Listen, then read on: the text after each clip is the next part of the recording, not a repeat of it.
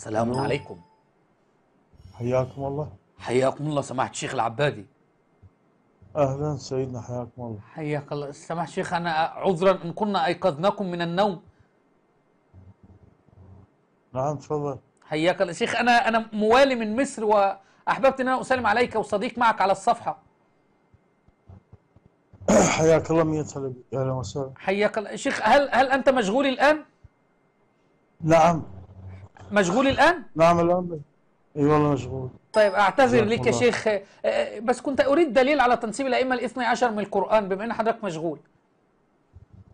اي والله ان شاء الله من يصير مجال. والله في مجال الآن، قول لي بس الآية كذا أقرأها الآن، لأن والله معي الآن ناس جالسة معايا وكانوا ينتظرون من حضرتك الإجابة والله. ففي آية في القرآن الكريم على تنسيب الأئمة الاثنين. والله اعتذر ممكن تستعين باي شخص أستعين اخر بصديق؟ يعني. أستعين بصديق؟ نعم. ليه يا شيخ، هو أنت جزء استعين باي قرضاحي؟ شخص لا أنا عايز من حاليا. حضرتك دليل يا سماحة الشيخ، يعني لو في دليل من القرآن على تنسيب الأئمة، أصل كده يا شيخ حاليا أبناء العامة حاليا كده مشغول بيقولوا والله، لنا جزاكم أنتوا لا الله يوجد خير، عندكم جزاكم الله. أدلة. أفا سكر.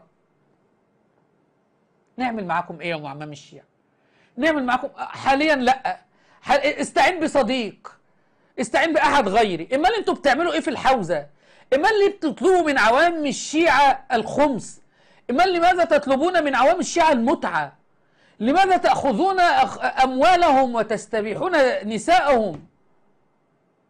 لماذا يا معمم الشيعة؟ وما نيجي نسألكم استعينوا بآخرين. الله المستعان.